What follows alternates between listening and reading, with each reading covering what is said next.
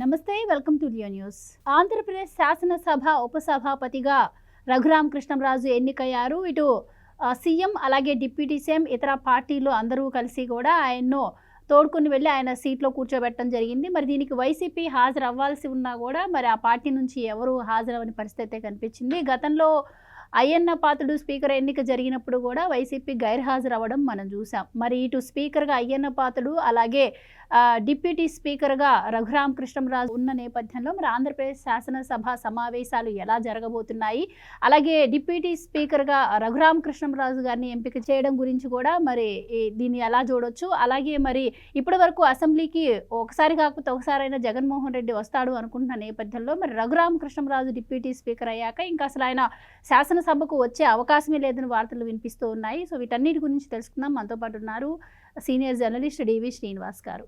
నమస్కారం సార్. నమస్తే సార్. ఈరోజు ఉపసభాపతిగా రఘురామ్ కృష్ణంరాజు ఎన్నిక అవ్వడం, ఆయన్ను తీసుకెళ్ళి ఆయన సీట్లో కూర్చోబెట్టింది అంతా జరిగింది. దీనికి వైసీపీ పార్టీ నుంచి ఎవరూ హాజరు అవ్వలేదు. సో ఎలా చూడొచ్చు అంటారు? గతంలో ముఖ్యమంత్రి గారు ప్రమాణ స్వీకారం అప్పుడు లేదు, ఆ తర్వాత స్పీకర్గా అయ్యన్న పాత్రుడు గారికి ఆయన్ని కూర్చోబెట్టినప్పుడు రాలేదు, ఇప్పుడు రాలేదు, అసలు అసెంబ్లీ సమావేశాలకే రావట్లేదు. ఇక మీదట ఇంకా అసలు రాడు అని చెప్పి కూడా వార్తలు వినిపిస్తూ ఉన్నాయి. ఎందుకంటే రఘురామ్ కృష్ణంరాజు గారు ఉపసభాపతి అయ్యాక. సో మీరేం చెప్తారు సార్? రాడు.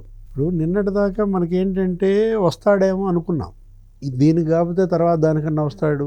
ఇప్పుడు ఈ సెషన్స్ కాకపోతే వింటర్ సెషన్ వస్తాడు, లేకపోతే రైనీ సెషన్కి వస్తాడు, లేదు వచ్చే సంవత్సరం అన్నా వస్తాడు. ఇప్పుడు ఈ సంవత్సరం రాకపోతే నెక్స్ట్ ఇయర్ అన్నా వస్తాడన్న ఆశలు ఇకపోయాయి. ఇంకేంటి, ఇక జగనే అసెంబ్లీకి వచ్చే ప్రసక్తే లేదు.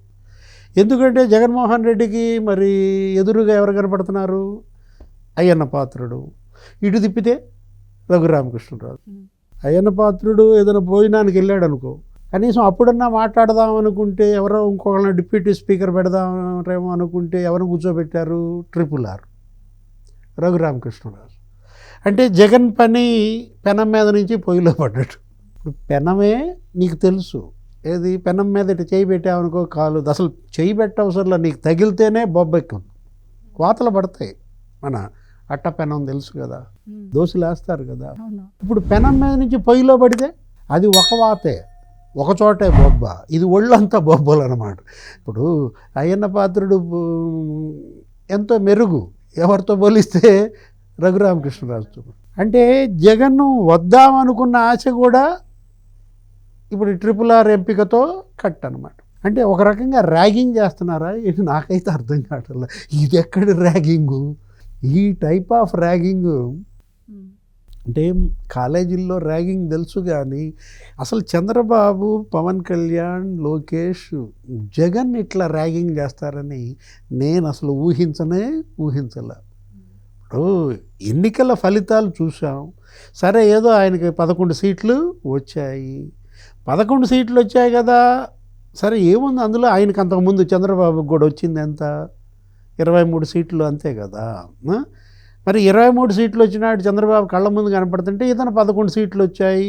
అప్పుడు 23 సీట్లు చంద్రబాబుకి వస్తే తెగ గేలి చేశారు, ఎగతాళి చేశారు. 23వ తారీఖు కరెక్ట్గా 23 ఇట్లా ఏదో స్క్రిప్ట్ అని చెప్పి 23 అని అప్పట్లో వీళ్ళు అవహేళన. అంటే ఆ పాత తన యొక్క ఆ నైజం గుర్తొచ్చి భయపడి వీళ్ళు కూడా ఇట్లా ఎగతాళి చేస్తారు అని నామోషితో వెళ్ళటం లేదా? ఇప్పుడు వీళ్ళు కూడా నేనన్నా అదే ర్యాగింగ్ అని.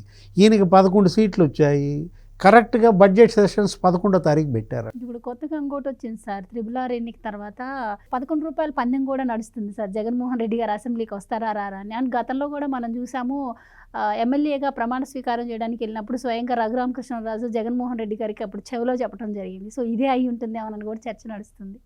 హోమ్ మినిస్టర్ అనిత ఉంది, ఏది నిన్న చూసా, ఆమె మాట్లాడుతూ ఇట్లా 11 రూపాయలు బెట్టింగ్ జరుగుతోంది, జగన్మోహన్ రెడ్డి సభకు వస్తాడా రాడా? అంటే ర్యాగింగ్ అనేది నీకు ఏ స్థాయికి వెళ్ళిపోతుందో అర్థం చేసుకో. 11వ తారీఖు సభ పెట్టడం ఏంటి? 11ంటికి టైం అంట. ఇప్పుడు మళ్ళా 11 రూపాయలు బెట్టింగ్ అని. అంటే జగన్కి ఎంత ఏడిపిస్తున్నారంటే, అతనేమో మామూలుగానే ఉగ్గబట్టి ఏడుస్తున్నాడు, ఏది తాడేపల్లిలో గిలగిల కొట్టుకుంటున్నాడు. ఒకవైపేమో సోషల్ మీడియా కార్యకర్తలు నా వాళ్ళని అరెస్ట్ చేస్తున్నారు, రకరకాలుగా మాట్లాడతాడు. ప్రెస్ మీటు అది కూడా ఏంటి, సెలెక్టెడ్ జర్నలిస్టులనే పిలుస్తాడు. ఆయన టిక్కు పెట్టిన జర్నలిస్టులే ప్రెస్ మీట్కి రావాలి, ఆయన అడగమన్న ప్రశ్నలే అడగాల వచ్చిన జర్నలిస్టులు కూడా. నిన్నెవరో ఒక జర్నలిస్టు లైన్ క్రాస్ చేసి ప్రెస్ మీట్లో ఏమని అడిగాడు, సార్ మీ చెల్లెలు ఏదో అంటోందండి షర్మిల, మీరు సభకి వెళ్ళకపోవటం అది తప్పు అని రాజీనామాలు చేయమంటోందంటే, ఇక్కడ మా సిస్టర్ గురించి అనవసరం అన్నాడు. అంటే ఏంటి, రేపొద్దు నుంచి ఆ జర్నలిస్ట్ రావద్దంటాడు. ఆ ప్రశ్న అడిగినాడు, అతనికి ఇంకా క్లోజ్ అనమాట, రేపు డోర్స్. దానికి కూడా ఏమని చెప్పాడు, ఇన్సిగ్నిఫికెంట్ అన్నాడు. అంటే ఆమెకి ఏదో 1.7% ఓట్లు వచ్చాయి, నాకు 40% ఓట్లు వచ్చాయి, ఆమెకు అసలు అది ఆమె పార్టీ ఇన్సిగ్నిఫికెంట్ పార్టీ అన్నాడు. ఆమె ప్రస్తావన అసలు ఇక్కడ ఇన్సిగ్నిఫికెన్స్ అన్నాడు. దానికి షర్మిల ఏమంది, ఓకే 1.7% వచ్చిన నన్ను ఇన్సిగ్నిఫికెంట్ అంటున్నావు, 40% వచ్చిన నువ్వే ఉద్ధరించావురా నాయన, నీది ఇన్సిగ్నిఫికెంటే కదా, నన్ను ప్రజలు ఇన్సిగ్నిఫికెంట్ చేశారు, నాకు వాళ్ళు ఓట్లు వేయకుండా 1.7% ఓట్లతో నన్ను వాళ్ళు ఇన్సిగ్నిఫికెంట్ చేశారు, నిన్ను నువ్వే ఇన్సిగ్నిఫికెంట్ చేసుకుంటున్నావుగా అన్నాయ, నీకు 40% వచ్చి ఏం పొడిచావు, నాకు 1.7% వచ్చి ఏం పొడవలేదు అంటోందనమాట. ఇవాళ షర్మిల ఇదే 11 మంది ఎమ్మెల్యేలతో కాంగ్రెస్ నుంచి ఆమె ఉంటే ఇట్లా వదిలేసేదా? ఇట్లా ఈ హ్యాండ్సప్ ఏంటి, ఈ చేతులు ఎత్తేయటం ఏంటి? నువ్వు పోరాడాలి కదా. గతంలో ఏమని చెప్పాడు, ఆ ఎన్నికల ప్రచారంలో జగన్మోహన్ రెడ్డి, నువ్వు ఆ స్పీచ్లన్నీ నువ్వు వింటే, పవన్ కళ్యాణ్తో పొత్తు పెట్టుకున్నాడు, బీజేపీతో పొత్తు పెట్టుకున్నాడు చంద్రబాబు, సింహం సింగిల్గా వస్తుంది. ఇప్పుడు మరి సింగిల్గా రాడే ఈ సింహం, అంటే నువ్వు సింహం కాదు, నువ్వు చిట్టెలుక, నువ్వు ఇవాళ పందికొక్కులాగా, లేకపోతే ఇక ఆ కలుగుకే పరిమితం అవుతున్నాడు. ఆ బొరియల్లో నుంచి బయటికి రావట్లేదు, తాడేపల్లి ఒక బొరియ పెట్టుకున్నాడు, లేకపోతే యలహంకలో ఒక కలుగు ఏర్పాటు చేసుకుని దానిలో నుంచి బయటికి రాని పరిస్థితి.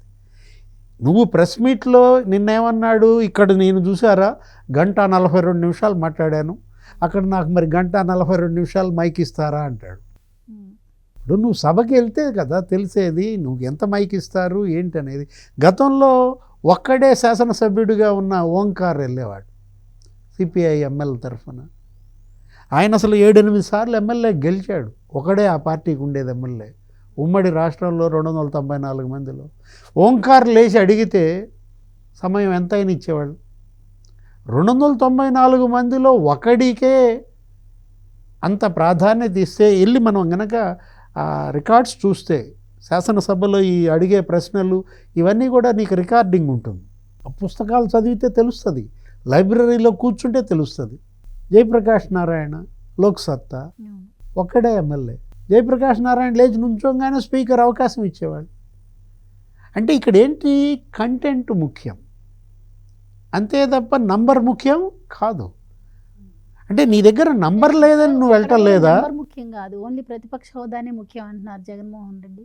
అదే దాని గురించి కూడా అంటాడు, ఏమని, నేను కోర్టులో వేసాను, దాన్ని అడిగారు వాళ్ళు, ఏమని, మీరు వెళ్ళకపోతే అది తప్పు కదండి, మరి అది ఒక రకంగా మీరు అది సూయిసైడల్ అన్నట్టుగానో ఏదో అడిగితే అతను ఏమన్నాడు, అది కాదు, వాళ్ళు అడిగింది ఏంటి, మీరు కనుక వెళ్ళకపోతే మిమ్మల్ని రద్దు చేస్తారంట, మీ సభ్యత్వం రద్దు అవుద్దంటారంటే ఎలా రద్దు చేస్తారు, అసలు రద్దు చేసే అవకాశం ఏముందంటాడు. వాళ్ళకి హక్కే లేదంటున్నారు. ఇప్పుడు అంటే రాజ్యాంగానికే హక్కు లేదా?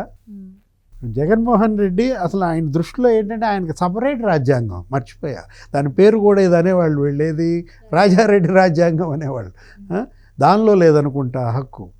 కానీ అంబేద్కర్ రాసిన రాజ్యాంగంలో హక్కు ఉంది. 60 రోజులు ఈయన కనుక గైర్హాజరైతే వర్కింగ్ డేస్ ఈయన సభ్యత్వం రద్దు అవుద్ది. స్పీకర్ యొక్క ఆయన విచక్షణ అధికారం అది. ఇప్పుడు సింపాథటిక్గా అయితే వదిలేయచ్చు, నీకు సింపతి లేనప్పుడు ఏంటి, నువ్వు రావట్లేదు కాబట్టి నువ్వు అసలు అర్హుడివి కాదు. ప్రజా జీవితానికే ఇవాళ అనర్హుడిగా మారుతున్నాడు జగన్మోహన్ రెడ్డి. ప్రజా ప్రాతినిధ్య జీవితానికే ఇతను అనర్హుడు అనమాట. ఇప్పుడు నిన్ను గెలిపించినటువంటి పులివెందుల ఓటర్లను అవమానిస్తున్నాడు. అతననే 40% అవమానం అన్నమాట. వెళ్ళకపోవడం ద్వారా ఆ 40% ఓట్లని అవమానిస్తున్నాడు. ఇప్పుడు నిజంగా అతనికి అవి ఉంటే ఇప్పుడు ఇందాక మనం అనుకున్నాం ఏది, నీకు నంబర్తో ప్రాధాన్యత లేదు, కంటెంట్ ముఖ్యం అన్నాను. ఇతను కంటెంట్ లేక వెళ్ళటం లేదు. జగన్మోహన్ రెడ్డి ఇప్పుడు సభకు వెళ్ళకపోవడానికి కారణం అతను చెప్పేదానికి రిలయబిలిటీ లేదు. ఎక్కడ తన యొక్క లోగుట్లన్నీ బయటకు వస్తాయో, తన యొక్క అవినీతి కుంభకోణాలు ఫిక్స్ అయిపోయిన నేపథ్యంలో అటు 7 శ్వేతపత్రాల్లో మద్యంలో ఎంత కుంభకోణం, మైనింగ్లో ఎంత కుంభకోణం, స్పష్టంగా ఈ ఆర్థిక శాఖలో ఎలా కుంభకోణం చేశారు, ఫైబర్ గ్రిడ్లో ఎలా చేశారు, డిజిటల్ కార్పొరేషన్లో ఎలా చేశారు, మొత్తం అన్ని ఫిక్స్ అయిన దీంట్లో తను వెళ్తే ఫిక్స్ అవుతాను అనే ఇవాళ వెళ్తలేదు. ఇప్పుడు ఇవాళ లోకేష్ ఉన్నాడు, శాసనసభలో అతను ఇవాళ మంత్రిగా మాట్లాడుతున్నాడు, అటు శాసన మండలిలో మంత్రిగా మాట్లాడుతున్నాడు. వెళ్తే కదా నీ యొక్క సత్తా ఏంటో తెలిసేది. సత్తా లేదు కాబట్టే. థ్యాంక్ యూ సో మచ్ అండి. Please subscribe to Leo news for more videos.